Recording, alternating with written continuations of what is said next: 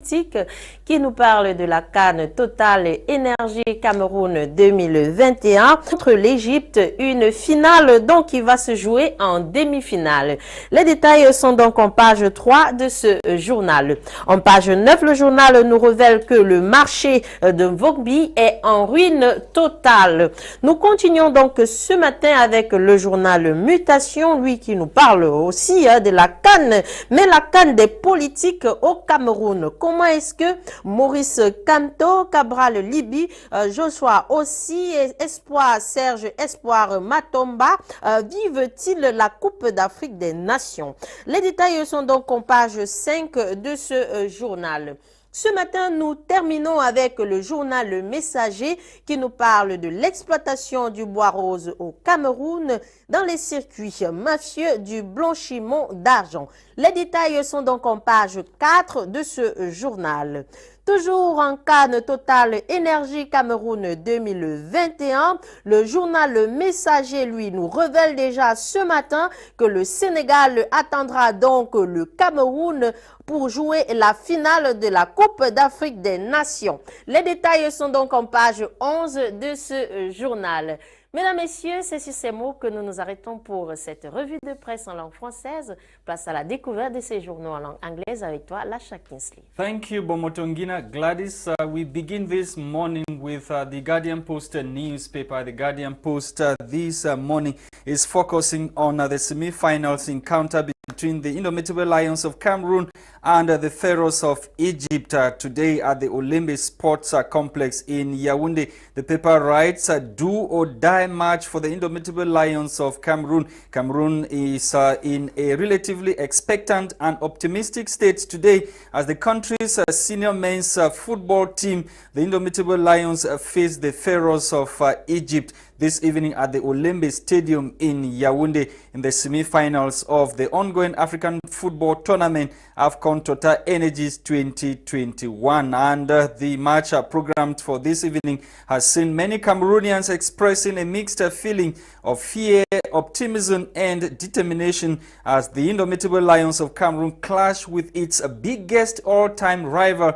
the Pharaohs of Egypt. On page 2 of this edition of the paper, we learned that Man wins 43 million francs CFA in Douala after staking with Pay Missé. The staker of the Paris Mutual Urbain Camerounaise reportedly won the sum of 43 million and 49,900 francs CFA. The official check handing ceremony took place yesterday at the explanade of the multinational company's headquarters in Douala, Cameroon. And in the central region of Cameroon, the paper is reporting on page 6 that gendarmes have uncovered fake cement factory and also arrested workers of the said factory. A squad of gendarmerie officers from the Bomotonguina motorized National Gendarmerie Brigade is reported to have uncovered a fake cement factory in Ezeka in the Nyong and Kele division. Let's now talk about this interview of the EU ambassador to Cameroon concerning the armed conflict in the northwest and southwest regions of Cameroon. The paper quotes him as saying military option is not the solution to the armed conflict in the northwest and southwest regions of Cameroon. The ambassador, head of the European delegation in Cameroon, His Excellency Philip Van Damme, says the military option is not a solution to the armed conflict raging the northwest and southwest regions of Cameroon. In this exclusive interview granted the Guardian Post's Solomon Tebong, the ambassador asserts that effective implementation of decentralization is part of the solution. He recommended that civil society, religious bodies, and local associations must play an essential role in creating a bridge between the deconcentrated authorities and the population in order to build a better future for the regions. On to the Post newspaper. The Post is talking about this gesture by leading brewery company Le Brasseries du Cameroun, in which the company has donated 50 million francs CFA to Cameroon's senior men's team ahead of today's clash against Egypt. The company, we are told by the said newspaper, has also promised 100 million should Cameroon, or if Cameroon beat Egypt today at the semi-finals. The paper is also interested in the cholera outbreak that has put scarce water resources to test in Buea, chief town of the southwest region of Cameroon. And still in the paper, operation to free Bambalanfong leaves 4 suspected Ambazonia fighters dead. On Saturday, January 29, 2022, there were reports of heavy gunshots between the military and Ambazonia fighters in Mboya Kumbambalan village in Gokitunja division of the northwest region of Cameroon. The confrontations reportedly resulted into the deaths of over 4 Amba fighters, and on the side of the military, it was also reported that some sustained injuries. And according to the paper, the military had a tip-off and believed that they could get an Amba camp or get to an Amba camp and free the phone of Bambalan Kevin Shometan II, president of the Northwest House of Chiefs, who has been in captivity for over 2 months. Now we end with municipal updates. Newspaper Municipal Updates is interested in the works of the indomitable Lions, Phi Collins, whom, according to the paper, is reviving national unity in Bui division of the northwest region of Cameroon. Thank you for watching, televiewers. We are back in the studio as usual to continue with our discussions this morning. Gwladys. Effectivement. Alors ce matin, nous recevons notre invité spécial depuis les États-Unis d'Amérique. Alors, docteur, ce matin, comment est-ce que vous appréhendez le match Cameroun-Égypte?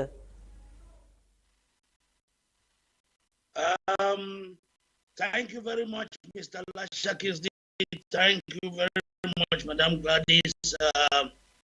I will tell you people that there is a lot of preparation here abroad to watch our Lions. And we believe that the match will not be an easy one because Egypt has always been an obstacle to us. But we believe that with the home advantage that we have, and given the fact the performance of the boys, there can be some determination this time to crush Egypt. And all our hands are on the deck. Everybody is getting ready to watch the Lions today. And they are playing with their all-time rival, Egypt. As we all know, Egypt, the team has beaten Cameroon in several encounters or several meetings. Mr. Lasha, 5 times, and we too, we have beat them 4 times. So don't make us if 5-4, Doctor. Yes. Are you not also afraid like many other Cameroonians? However, the situation, we are very positive of the Lions because of the energy that the new breed of boys bring on the field. Yeah. We know we count on Abubakar, we count on Ekami or Ezine Kami, Doko Ekami, we count on Phi Collins, we count on all those players because we've seen them do miracles, the same kind of miracles that used to happen in the days of Roger Miller and Etofis. These guys, believe me, they are capable of beating Egypt. Okay, Doctor, let's talk about this operation to free the pioneer president of the Northwest House of Chiefs from Kevin Shometan II, which apparently led to the death of some Ambazonia fighters and some elements of the National Defense Forces being wounded in Bambalang. That was recently. And you had the opportunity to exchange with the President of the United States of America to talk about some issues which you said they are classified. Can you throw more light on that? Did you talk about the crisis in the Northwest and Southwest with the President of the United States of America? No. Frankly speaking, the exchange I had with our President of the United States, Joseph Biden, was typically something that concerns United States politics, and specifically the state where I reside in, which is West Virginia, a typically red and white state. I think that in states like this, when you find Africans or blacks who are in the minority, especially African blacks, who are intellectuals and working within the ranks of government or operate businesses, they are always keen to get closer to you because they know that you can some sort of help them to achieve their political goals. My case is not the first.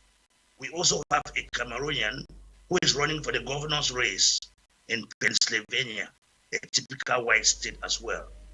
And you see, when we interact with some of these officials, we try to also give some advice on how to strengthen their political power. And this was typically concerning American politics that I wrote. Which also, you know, American holds very dearly when it comes to foreign policy. They don't joke with foreign policy, which of course Cameroon should be one of their concerns. Yeah, so typically my conversation with the President of the United States was typically about American politics. It was not about Cameroon politics. And some of the conversations are classified because it has to deal with the politics over here. And he responded to me because he found my idea very important.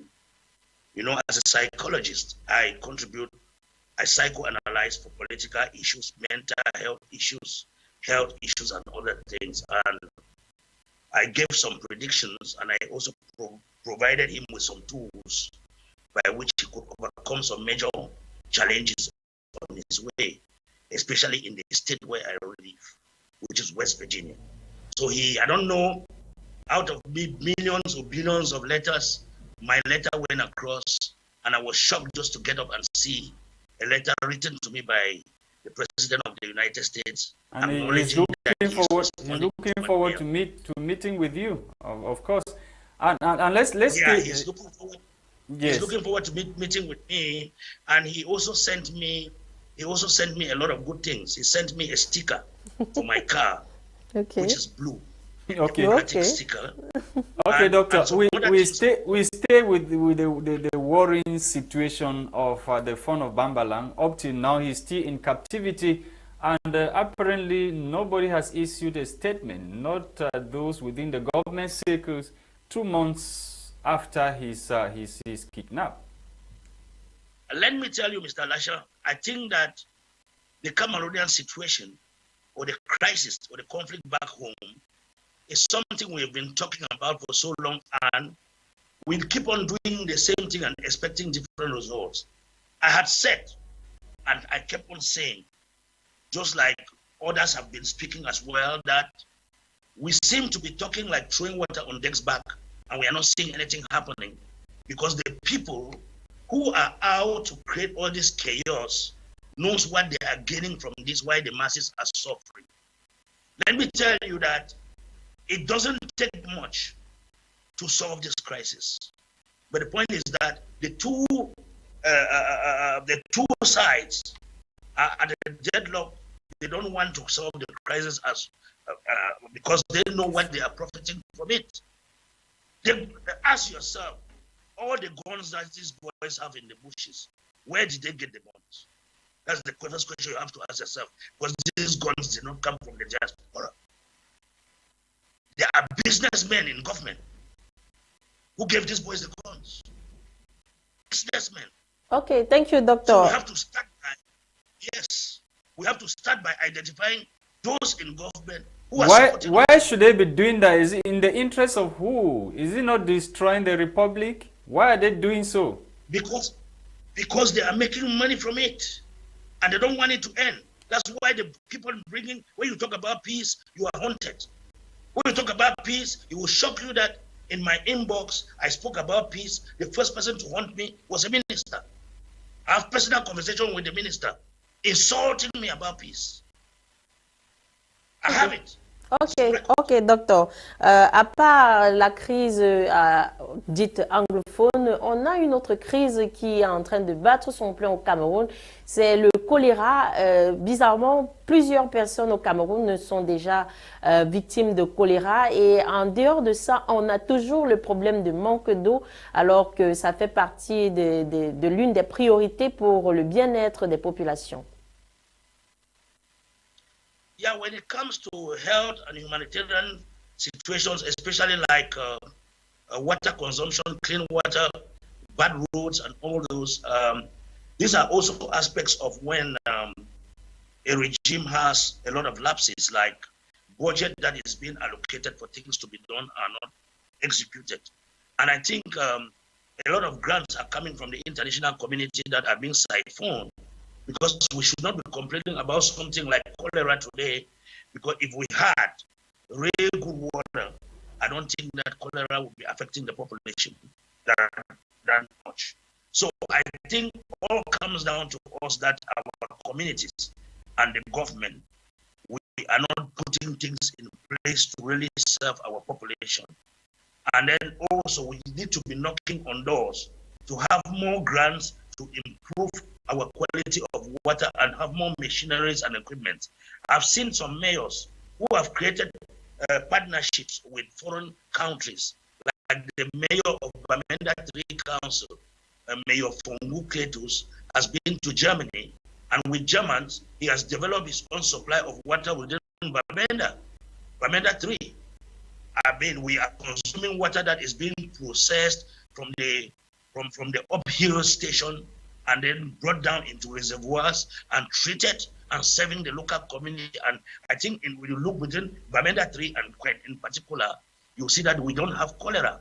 Cholera is typical in those places the places that are badly hit by cholera are usually the congested areas, like the Douala, Yaoundé, all those areas that especially have swampy mosquitoes and all those things, that the water has been contaminated by insects and all those kind of things. So in the north as well, where there is scarcity of water, people fetch water from the streams. If you drink water from the stream, that you don't know whether there is a burst pipe of feces or whatsoever, or excrement, what do you expect will happen? What will be the outcome?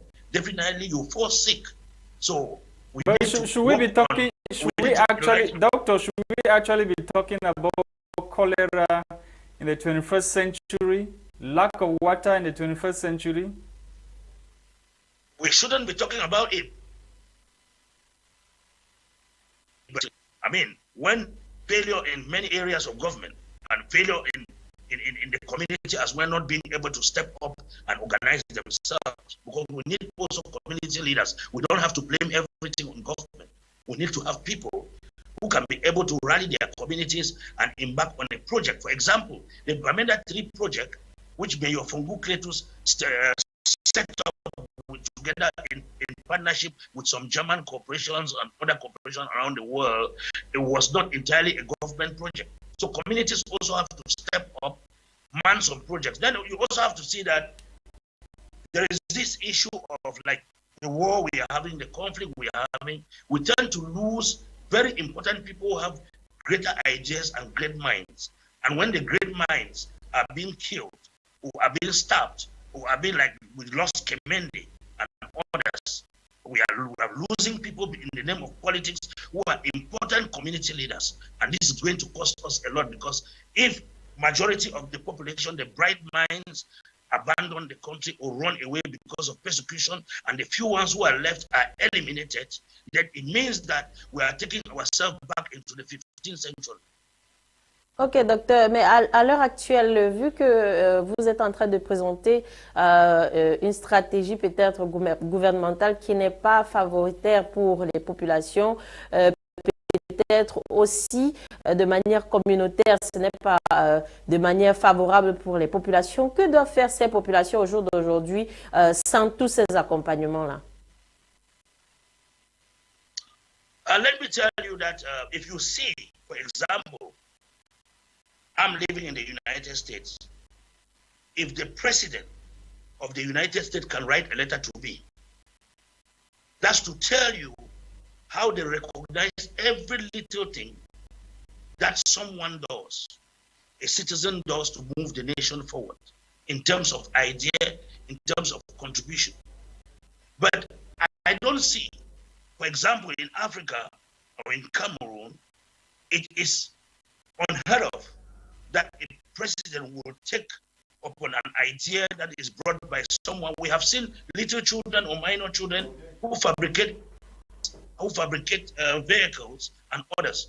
These are people who have to be encouraged in all areas and even brought close to the government. The head of state or the assembly, the parliament, and these have to recognize some of those little initiatives and get closer to the people. Our situation, what is ailing our situation is that the government is very far from the people. No, but those who are supposed to report to hierarchy, probably they are not doing so. Reason why there's that missing link between the local man and those at the top. Thank you. And that is why Mr. Lasha said this generation have to do this differently. Okay, Doctor, thank you so much for taking our time to join us this morning on the program to talk about some burning issues in the country. Your last words are to Cameroonians tonight as they go watching the match between Egypt and the country.